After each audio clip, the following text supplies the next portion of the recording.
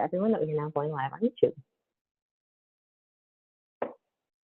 Good afternoon and welcome. My name is Kristen Don-Heffner and I'm the Measure 110 Strategy and Engagement Manager with OHA, and I'll be assisting with facilitating today's meeting. The Oversight and Accountability Council welcomes and encourages community input. Members of the public are invited to submit public comments or get on our interested parties email list by emailing oha.measure110@dhsoha.state.or.us. That email address and more information about the council can be found on the Measure 110 OAC website.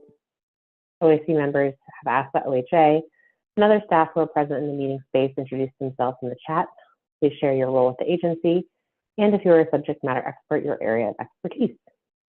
I will now turn it over to Melinda for opening remarks.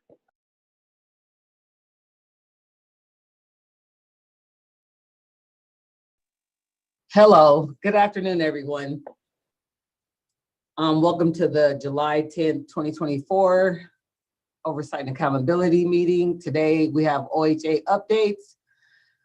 We have Yamhill County Community Action Partnership Budget Adjustment Presentation and Vote. And we also have the Looking Glass Budget Adjustment Presentation and Vote. And now I'm going to pass it over to Sydney. Thanks, Belinda. I apologize, I am off camera today, but I am glad to see all of you. When I call your name, please say here for the record. Amy. Here. Hey, Amy. Carlos. Here. Oh, hi, Carlos. Caroline will not be joining us today. Dharma. Here. Hey, Dharma.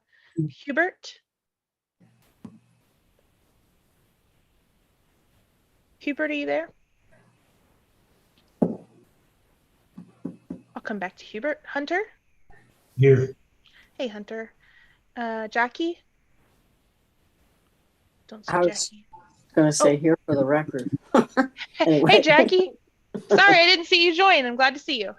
It's all right. Just a little humor. Yeah, no worries. Here for the record. I hear it now. Sorry, it took me a minute. Jonathan. Here. Hey, Jonathan. Keisha? Here. Hey, Keisha. Leticia will not be here today. Linda? Here. Hi, Linda. Melinda? Here. Hey, Melinda. Hey. Meredith? Don't Meredith yet. Morgan? Morgan should be joining here in a few minutes, but she might not make it here yet. Nicole? Oh, I see Hubert in the chat. Don't see Nicole yet. Sorry, got a little messed up. Onisha? Here. Hey, Onisha. Ron? Here. Hey, Ron. Ryan will not be here. Sabrina? I'm here. Hey, Sabrina. Zeb and Sam also will not be here. Annalise? Here. Hello. And we are good with 13 currently. I'll watch for anyone else who joins.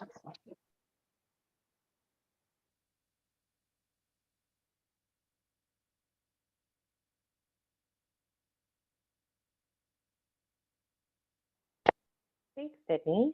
So we just have two presentations for everyone today from funded partners. Both of them are seeking a budget adjustment.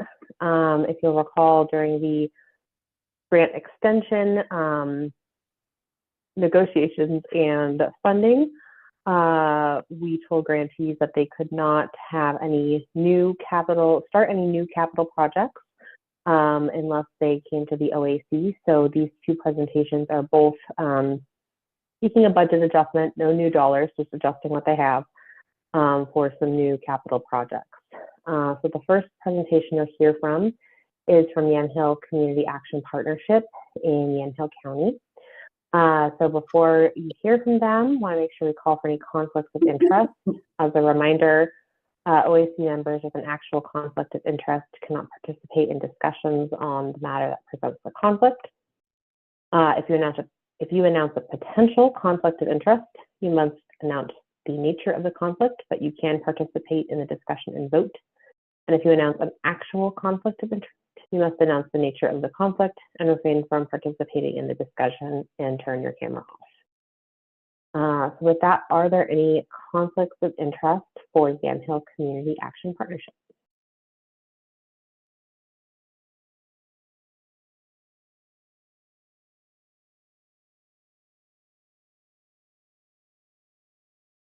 Seeing none, can we go ahead and let our guest presenters in the room?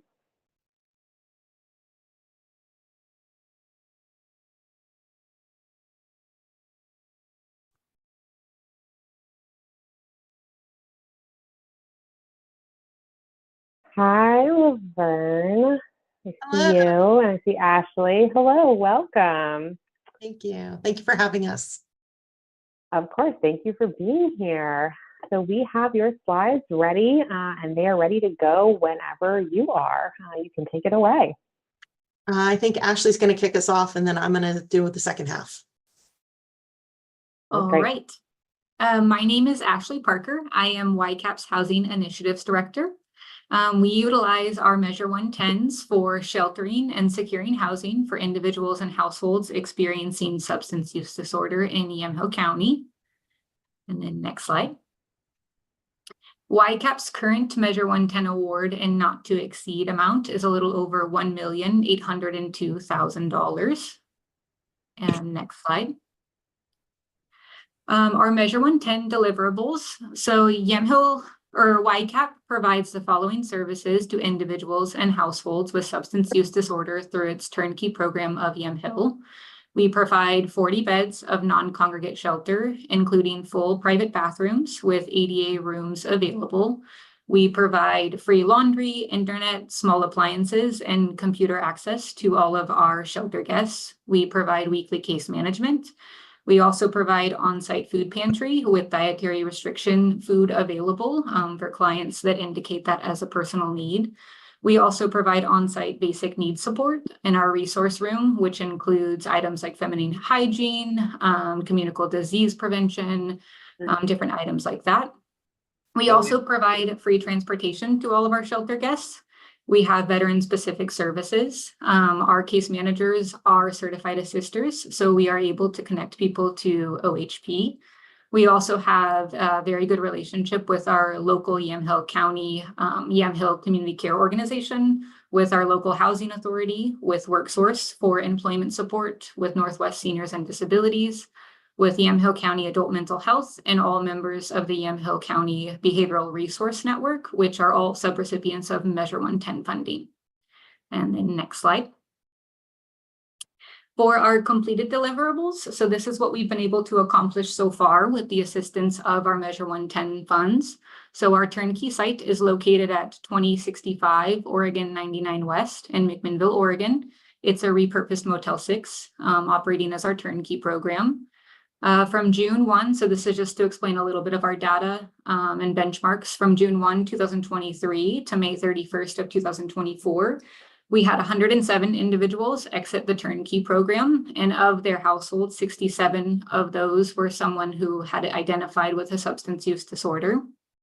The turnkey program is very successful, with less than 25% of those exiting the program returning into homelessness. And for comparison, on average, if you have a weekly night-by-night or congregate shelter, people who exit those programs, usually only 25% exit into housing or out of homelessness. So our benchmark for that is 3 times what the average is for congregate shelters. And then YCAP has been operating this program since September of 2021 and gained ownership of the facility in September of 2023. Next slide. So this is where I'm going to jump in. Due to unexpected funding from Oregon Housing and Community Services, YCAP has some additional funds in its personnel line In addition, because of electrical issues at the building due to the age of the facility, as well as the individuals that we're serving, many of them are medically fragile. And so because of that, they have CPAP machines, oxygen machines, electric wheelchairs, things of that nature. The electrical draw on the rooms are much higher than you would expect from a normal Motel 6. And because of this, we have not been able to utilize all of the rooms and all of the beds that are available at the facility because it's too much of an electrical draw. Because of that, we have not hired as many case managers as we had originally budgeted in our personnel line, because we had anticipated when we first got the Measure 110 funding that we would be able to be fully utilizing this space. But as we started to put in more and more people into the rooms, it became apparent that we were not going to be able to use all the rooms without tripping breakers. And so as a result, we've only been able to use 40 of the beds, which is essentially 30 of the 50 rooms. As a result, I see we already have a question. Mr. Williams. Well, I think you're about to get to it, but I was just curious as to whether or not by taking away from personnel and then adding more beds with the upgrade on the electrical, would you still have enough to hire more staff if you need them? The capital is going to probably take about a year for the work to be done. So it would essentially be sort of our next ask would end up being that personnel. So these funds as part of this ask would not be utilized on the personnel side of the equation, because until we can get the rooms up and running, we're never going to be able to use that personnel funds. So it would be part of our next ask, would be on the personnel side of the equation. So essentially, these are funds that we don't anticipate being able to utilize within the time frame originally given due to this issue with the electrical problem at the building. So we've had essentially one case manager that we've been down for the last couple of years. And so because of course, the Measure 110 funding has sort of been moving forward, and we kept hoping that we would get, the funds, and we actually have had some funds that were supposed to come in to help us with the electrical and then didn't. This is kind of our last, as we looked at it, we said, I don't think we're going to be able to use this funding unless we move it over to capital, because we're just not going to have enough people there that necessitates that many case managers. Okay, thanks. I just was trying to figure out which followed which. So we first had the case managers. Yeah, we first hired all the case managers. We started filling up all the rooms. And then it was, once we hit over that 30 room mark, all of a sudden the breaker starts tripping. And then the next time we had a vacancy on the case manager side due to turnover, it was like, well, we don't need to fill that position because we don't have enough people here to justify having those extra case managers. And so that's why we ended up with this. And then in addition to that, we did receive more funding than we expected from OHCS to support the turnkey project this year. Thank you. It's a combination of factors. Okay, next slide. So we actually took ownership of the building in September of 2023. So we have not been able to do, even though the building has been in operation since 2021, it was owned by Providence prior to that. So we could not fundraise, and Providence was out of Seattle. It was part of it was going to become a permanent supportive housing program eventually.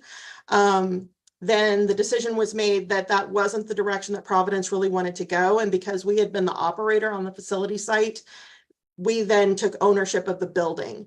So we've had since September of last year that we've been trying to work through this electrical issue, because Providence was not going to upgrade the facility until they turned it over into a PSH. That was the point at which they were going to do a big capital and do all of it at the same time.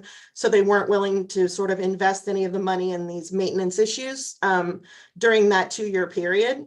So that's why this has kind of been delayed. So until we could get the property, we could not do the upgrade to the facility.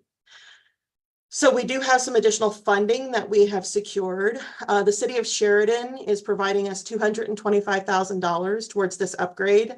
And then House Bill 5019, we've identified $378,000 that can also be utilized towards these renovations. So the renovations will include as some of the building has been abated with asbestos, but not all of it.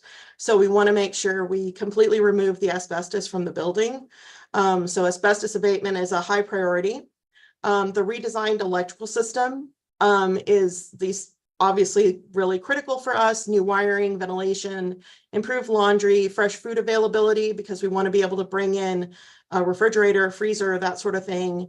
Upgraded service to enable multiple appliances in the room, because right now they can pretty much just have a microwave and a small refrigerator, and then being able to have durable medical equipment in each room as needed. We also need upgraded security and access control throughout the facility, the doors and so forth, and installation. So when we went to the city with these needs, they said, well, because you're doing this work, you're going to need to install a new sprinkler system. So that's part of the overall package. And then they're also requiring some site work to improve accessibility to the property. There will also be needed replacement of drywall, painting, and limited fixtures to support energy efficiency on the site as we're doing the electrical upgrade. YCAP already has a declaration of restrictive covenant. So we've been working to fundraise for this project since last year. And we had a signed contract in November of 2023 with Yamhill County Health and Human Services, which utilized OHA funding for the electrical, fire, and life and safety work at the turnkey site. So this was prior to getting with the city and knowing about the sprinkler, and it was prior to us knowing about the asbestos. And at that point, we secured an electrical contractor and we started sort of moving forward with the process. But unfortunately, due to some local politics, that funding has been held up kind of indefinitely. But through that process, we already have a declaration of restrictive covenant with OHA. So that hurdle has already been surpassed. So we already have that on file and in the county records, and signed and approved through DOJ and OHA. And next slide. Yes, so for this part, we'd just like to thank you. So YCAP is honored to be a first round recipient of Measure 110 funds to expand access and lower barriers to support for individuals experiencing substance use disorder. YCAP has operated shelters in Yamhill County for more than 30 years and has recently expanded its work to include a turnkey program, a navigation center in Newburgh, and a soon-to-be opened navigation center in McMinnville.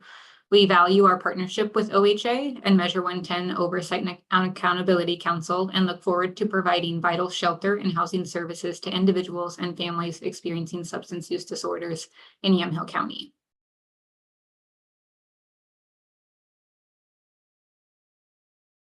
Thank you so much.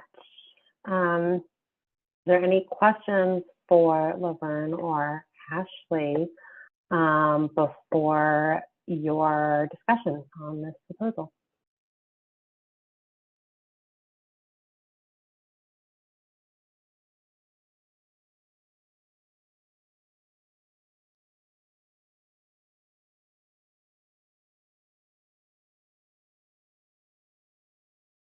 Carlos. I just want to thank her for, they did a really good job of presenting. And, thank you again for the presentation and the details. Thank you. Thank you. Thank you for your time Yeah. and for all the support. We really do appreciate it. It has altered the landscape in our community in such a positive way. So it's been really amazing to see. We've finally seen a tick down in terms of our point in time count numbers. So we definitely know that the turnkey project is making a huge difference in our community. Congratulations. That's awesome. It was really exciting when we saw it. Our happiest number was the fact that we have almost no children who are homeless anymore. We only had 7 in our last pit count, and we had had as many as 30 just the prior year. So the fact we've made a lot of progress. One of the groups that we really focus on for turnkey is families. And a lot of those families have, say, one individual who has a substance use disorder. And that's been a big priority for that project is, making sure that children are.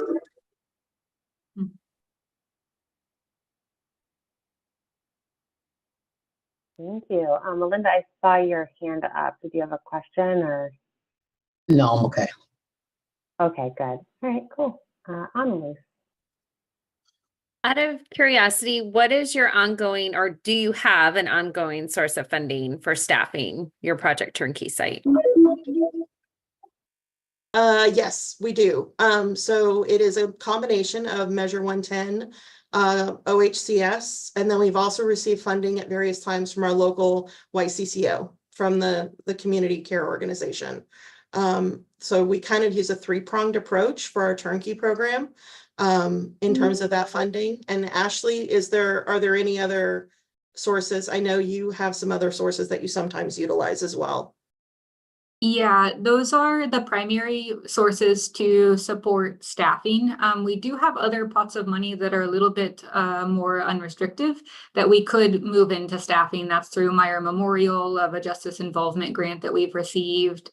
Or we have the local Trappist Abbey does direct client assistance funding. So sometimes we can shift that into staffing if needed. So we do have some private donors in addition to our major donors, which Laverne already had mentioned. We've been combining this work also with the funding. So we have two different departments. We have an initiatives department that does sheltering, and then we have our stabilization department that has been moving people, that does vouchers and things of that nature. And so what we've been doing is, and also has the House Bill 5019 money also funding over there. So what we've been doing is using the turnkey program as a way to move people through all of these systems to get them into stable housing. And we've actually, out of our House Bill 5019, our original goal was 21. And I just found out we've placed 39 individuals through that. So we've far surpassed that goal. And I think a lot of that's because we're developing a really solid continuum of care between the navigation center, the turnkey program, and then into housing programs or vouchers, or these, we have deposit assistance through other buckets of funding. We just want to put more through.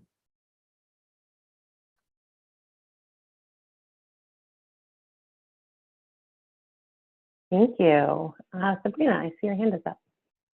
Yeah, I have to get ready to go. I was going to vote yes, but I'm going to jump off. If you guys need quorum, you can text me. I'll be back at 3 if you guys are still on. Thank you. Thanks, Sabrina. Thank you.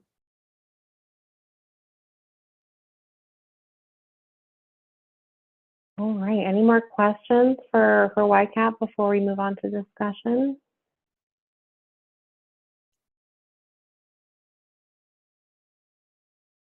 All right. I don't see any. Thank you again, Laverne and Ashley, for coming and presenting. I think this is really, really great work and a great presentation. So we're just going to move you to the waiting room for the discussion.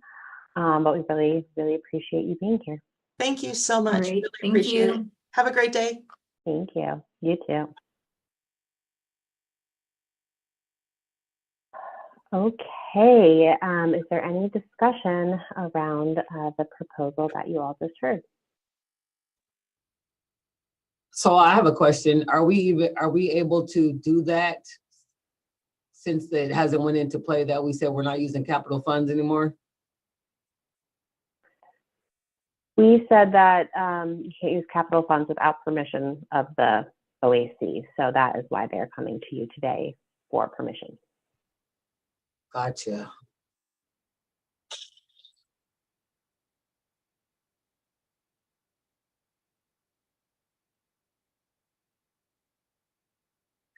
I don't have a problem with it. I think it's a good idea. I'd like to make the motion to support the request for the Yamhill County or Yamhill Community Action Program or project to move funds for capital costs to improve their physical location. I'll second that. think Amy has a second.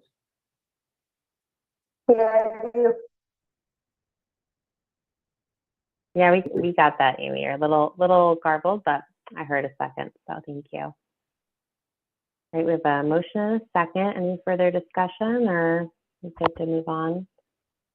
Sydney, to take a vote. Thanks. Just real quick, I want to make sure that if we do this motion, that support will carry the weight. I don't know if Shannon needs to answer that, but I just want to make sure support is a strong enough word for the motion.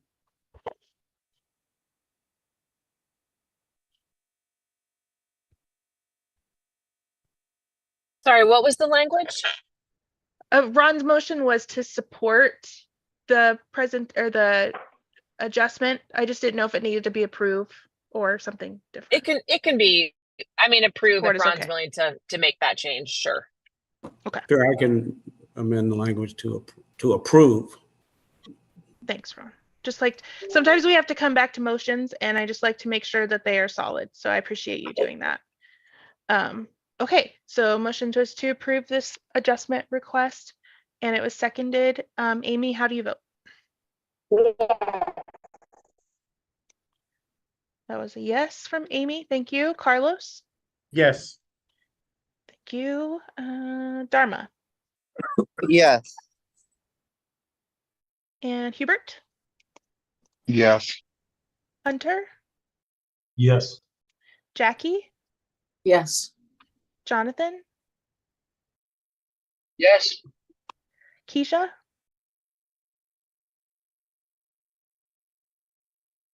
We might have lost Keisha. Linda? Yes. Melinda? Yes. Did Meredith join? Meredith? Morgan? Yes. Oh, hey, Morgan. Thank you. Nicole? No, Nicole. Okay, I see Onisha votes yes in the chat. Ron? Yes. Thank you. And Sabrina left. So that passes. Oh, of course, my thing is not totaling, but that passes with 12 yes votes. Sorry about that. Back to you, Melinda, and I'm gonna let our other person back here, or our other presenter back in the meeting. Sorry, words.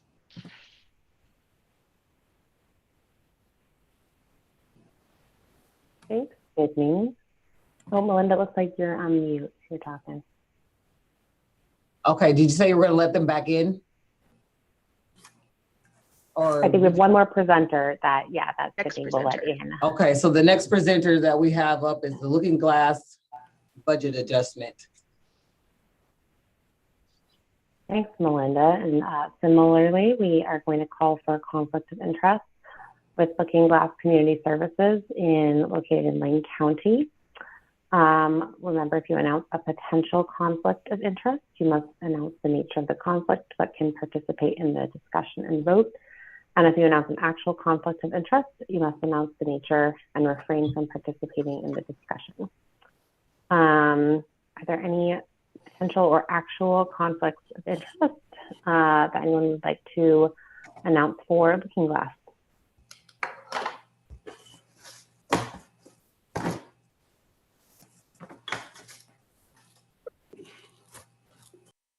All right, not seeing any. We'll bring up their slides. Chad, I see you're here. Welcome.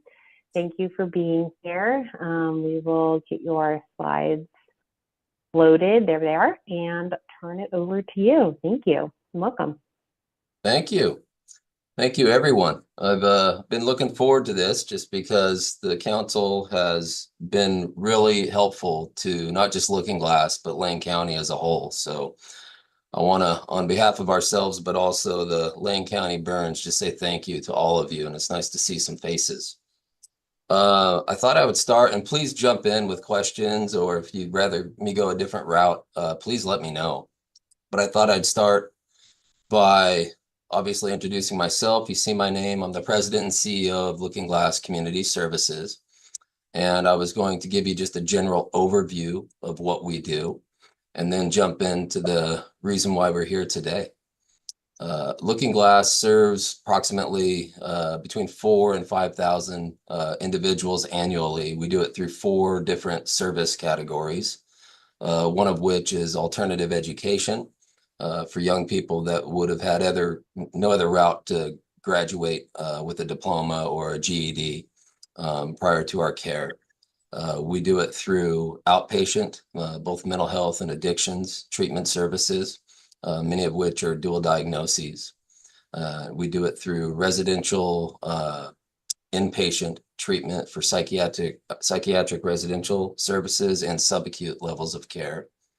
And why we're here today, our homeless youth services array, which is our origins. We're on our 54th year of operation, started in 1970. And we started with a homeless youth shelter that is still operational today. But it's our experience with that shelter that led us to our application for Measure 110 funding. We serve a lot of young people at our previous and still current shelter, known as Station 7. But these are young people that still have reunification opportunities, aren't what you might categorize as chronically homeless. Their addiction levels, if they exist at all, are pretty low, and same with mental health. And we realize that there is a significant population out there that do have those high acuities, both addiction and mental health, but nowhere to go. And where they were going, because we know all of them through our drop-in center, which is right next door to that shelter, they're going to adult camps and experiencing victimization.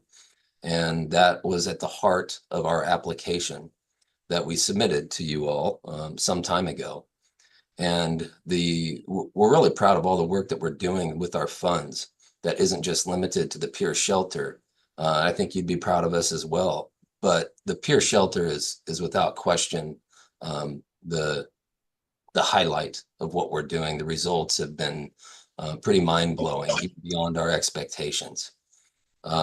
If you're wondering, and I suspect you are, why we would have a $300,000 carryover / budget adjustment ask, about 3 or 4 years prior to submitting our application, we had been awarded a community development block grant from the city of Eugene, but it never arrived. It was just an award, but we didn't get funding for it. That award was to do some renovations at McKay Lodge, where today's peer shelter is located. And after we had submitted our application, guess who called? The city of Eugene. We had completely given up, and they had called and said, "Hey, it's ready. Just need a signature, and you can get to work." Well, we decided to use that funding naturally because it would allow us to speed up the process of having the peer shelter put in place. And so we applied it immediately, and it worked. It allowed us to, by the time we got our Measure 110 funding, we could go right into hiring and training, as opposed to waiting on some renovations to get done so that we had access to that facility to do the training. So I hope that gives some explanation there. It wasn't poor planning. If we did any poor planning at all, it was that we had no idea we would sit at our full capacity every single night at 24 young people with campers outside the facility hoping to get in the following day. That's a big success, but also a real eye-opening experience to know that even we, with our direct homeless youth contacts regularly each day, we didn't realize the need was as significant as it was. And that's why I am humbly asking to duplicate this program. My understanding is that the likelihood in the next funding cycle of capital being available is slim to none. And I would like to take advantage of having some funds available right now to do some facility upgrades at another empty facility that we are performing services in. It's empty in the living quarters. Out of the garage, we're building tiny houses. So that would not be impacted at all if we were able to get this ask approved. And I was hoping to get that taken care of so that it would be 12 additional peer shelter beds. It would be a twin sibling program of our current peer, except half the size. And it would probably be full within the first week. And I only say that because we usually stagger when we open programs. We start with maybe 5 entries, and then we might go up to 7, and then eventually we'd be at 12, for example. That's what we did with peer, and it's been really effective. But it'd be full right away. If you want to go to the next slide, please. Thank you. These are some of the data points that we have, and I've got some others too in a slide coming up. But I want to give a general overview of what peer performs that really hasn't been performed in our community, and maybe the state as well. It is as low barrier as you can get. It's also staffed by peers. Peer is an acronym: persevere, enlighten, empower, and renew. But it's double meaning because the shelter is run by peers. And we also have them accompanied with medical care. So we have registered nurses, and also on every shift, including overnight shifts, we have CNAs, certified nursing assistants, which is huge. I feel like I'm, preaching to the choir here, so apologies, but that's so significant to the young people that we're serving, because they've really come in with serious health concerns. And it's easy to focus on the housing piece, but the health piece is really important too, the physical health piece. I hate to interrupt, but I was just curious about ages. When you say youth, what are the ages? Yeah, Ron, great question, because everybody has their own definition of that, right? This particular program is 16 to 24 through the age of 24. And we did that based on our own data collection of the higher needs youth that come in at our drop-in center. And our other shelter doesn't go as high as 24. It's kind of a younger age. Technically through one of our contracts, it's 11 to 17.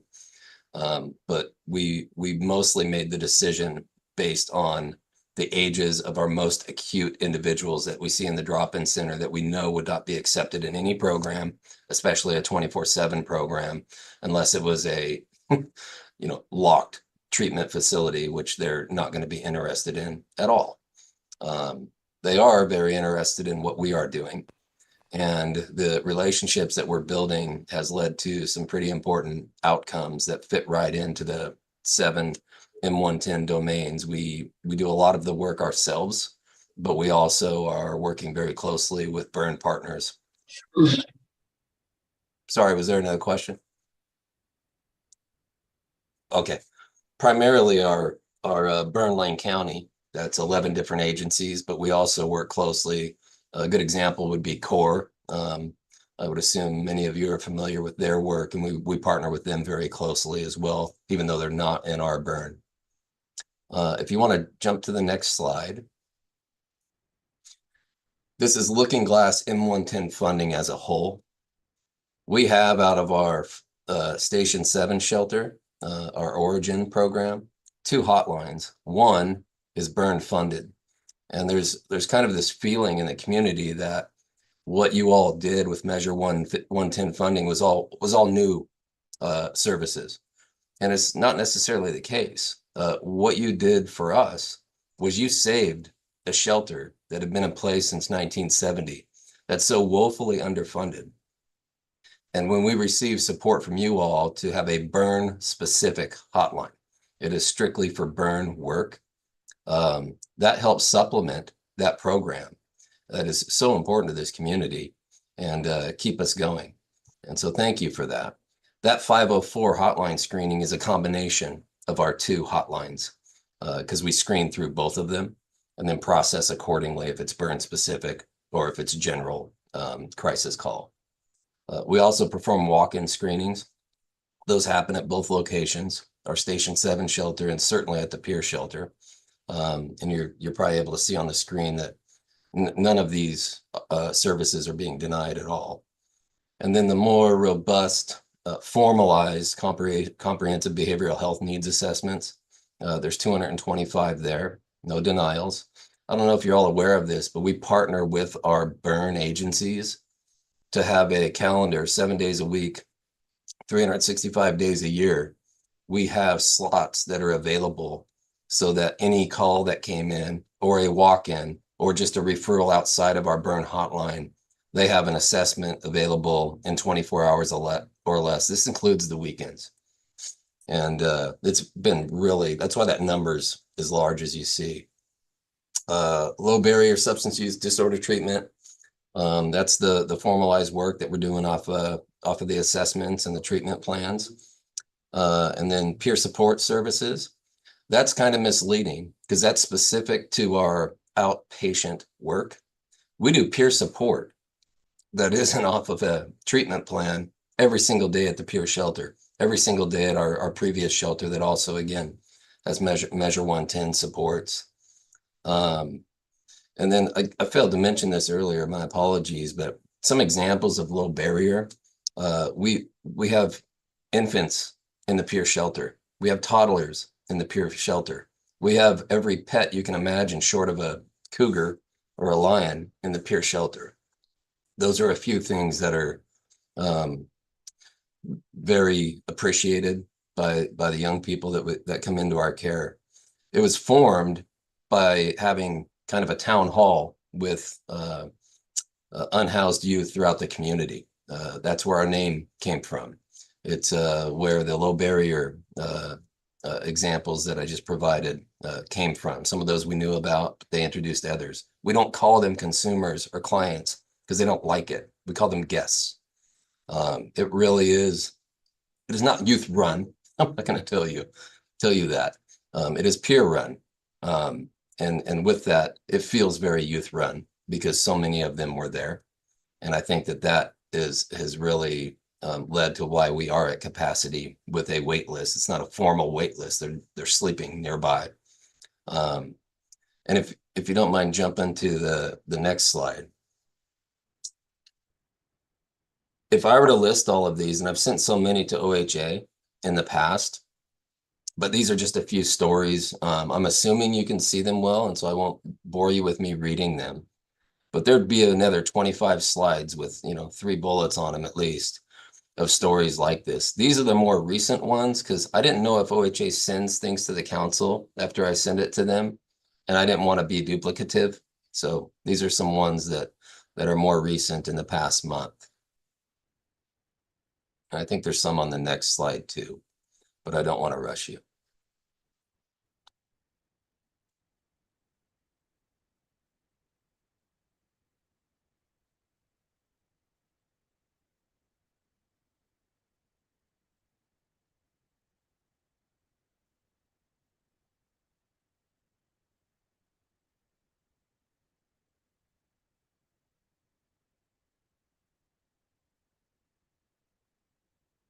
Thank you, Chad. Did you have any more? I can't remember to your There's presentation. one more after these slide, stories? and I Okay. don't know if we Sorry, have. don't want to rush you. No, you're not at all. Thanks for checking in. And I just dropped this slide in because it gives a satellite visual of where this facility is. It's on Roosevelt, and it's known in Eugene. I don't know if anybody has Eugene roots or Eugene awareness geographically, but it's known as the Four Corners, and it is routinely populated by unhoused camps. And there are a lot of people that would be in our target age range. And I should note that we could easily duplicate this program with a 12-bed figure at the 16 to 24 age range. But before we identify the exact age range, we're going to collect data on how many were turned away that might have been 25, 26, 27. This age range could be flexible if that's the folks that we're missing. Now, if they're all between 16 and 24, we probably would literally duplicate that age range. But if there's some that are kind of close, we would probably stretch that. And one final note I just wanted to mention, I suspect you're all aware, but Lane County, we're fortunate enough that Lane County said yes to developing and participating in deflection. I sit on our planning committee, and this is something we'll come up with a solid plan. However, if you don't have housing, you don't have shelter available, it's really hard to do deflection work. you've got to get a roof over someone's head so that they can start focusing on going that route as opposed to incarceration. And anyone can say yes immediately because who wants to be incarcerated, right? But eventually the wears and tears of being on the street are going to make it hard to participate in treatment. And so this is going to be a real complement to the deflection work that we're doing here as well.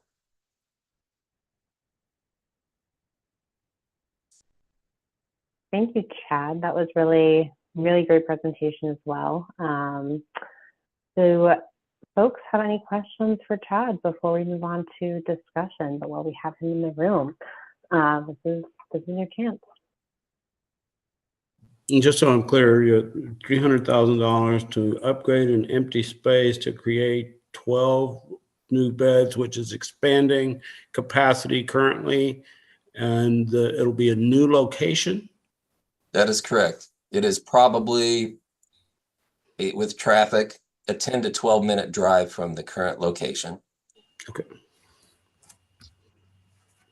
Okay, I just wanted to clarify in my head what the request was. Sure. Thank you. Thanks, Ron.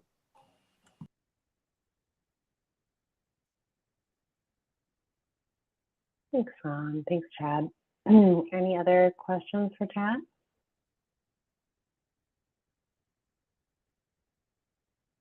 I also want to compliment you on all the great work that you all are doing down there. It sounds tremendous. And, you know, we say, and we've been saying for years and years and decades, there's not enough services for youth, particularly homeless youth, particularly homeless substance use impacted youth. And it sounds like a tremendous opportunity as you create more services and expand services for that population. And it sounds like Looking Glass is doing tremendous work with the resources that they've been provided. Thanks, Ron. Can't do it without you all. And we got some really great partners in this community too.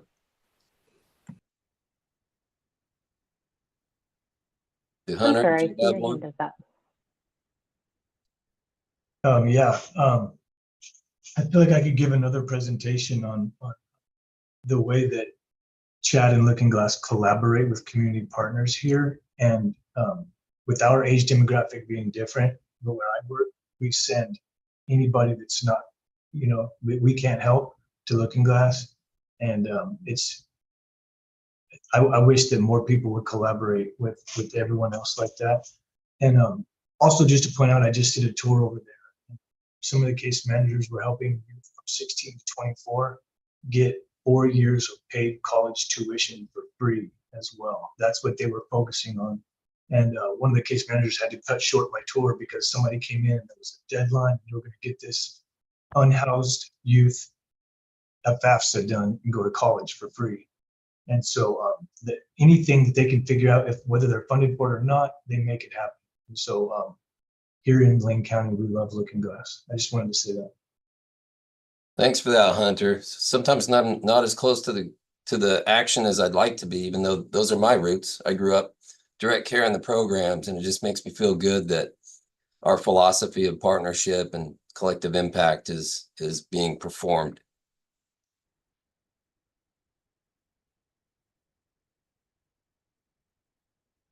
Thanks, Hunter, for sharing that perspective as well. You know, Hunter made me think of something.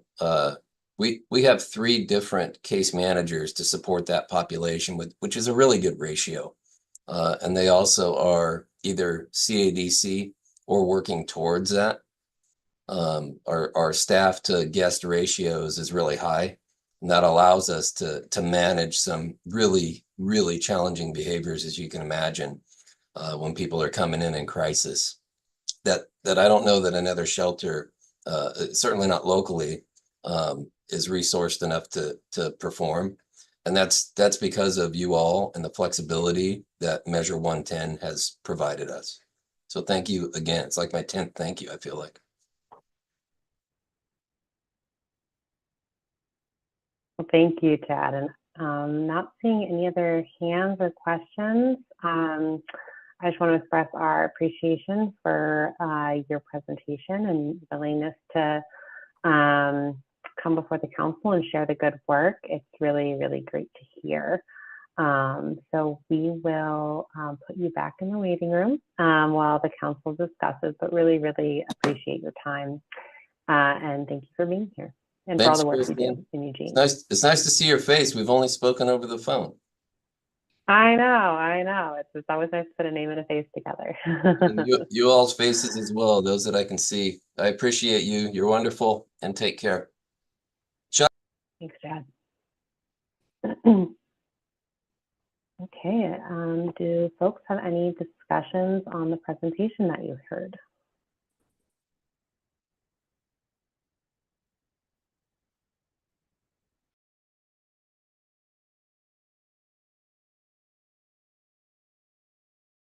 I really like it, and I would like to make a motion if I can. Am I able to? Sure. Yeah. Okay. I'd like to make a motion that we approve the, oh my gosh, I don't even know how to say it. We approve the ask as stated. The budget adjustment. Yeah, we approve the budget ask. adjustment as. Maybe I shouldn't make this a motion. Oh my goodness. What's the name of them again? Looking Glass. Looking Glass. Okay. I move that we approve the budget ask of Looking Glass as stated. Second. Did we need that language budget adjustment request?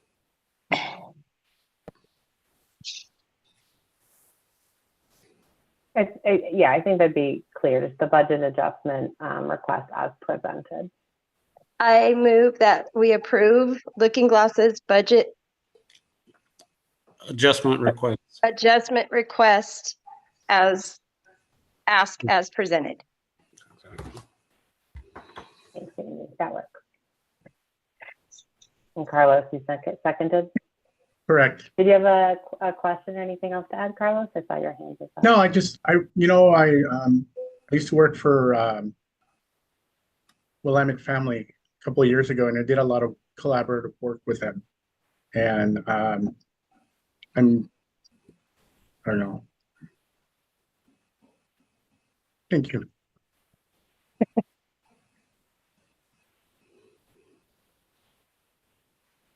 Thanks, Carlos. Okay, well, I have a motion and a second. So unless there's any further conversation, Sydney, I think you can call the vote. All right, that motion to approve. Amy, how do you vote?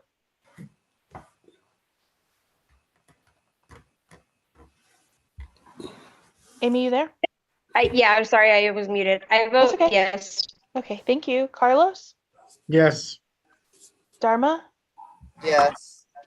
Hubert? Yes. Hunter? Yes. Jackie? Yes. Jonathan? Yes. Did Keisha come back? All right, go down to Linda. Yes. Melinda? Yes. Meredith? I don't think she's joined. Morgan? Yes. Thank you. Nicole? Don't think she's joined either. Onisha? Oh, Onisha votes yes in the chat. Thank you, Onisha. Ron? Yes. And Sabrina, I don't think is back yet. All right, that passes with 12 again. Back to you, Melinda.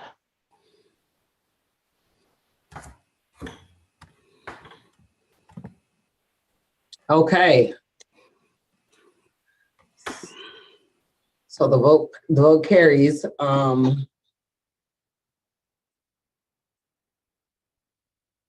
So we end the meeting? Yeah, I think I just had one OHA announcement before everyone leaves. We have our second Rules Advisory Committee meeting tomorrow morning at 9 a.m. We had a good discussion yesterday morning, so that second one is scheduled for tomorrow. If you'd like the link and you don't have it, please reach out to Sydney or Carly, and we will make sure we get that to you. Otherwise, we don't have any other updates. Okay, Well, if anyone else doesn't have anything to share, then we'll go ahead and give you your day back. Everybody have a good day. Stay hydrated, stay cool. Yeah. Thank you, everyone. Everyone. Thank you all. Thank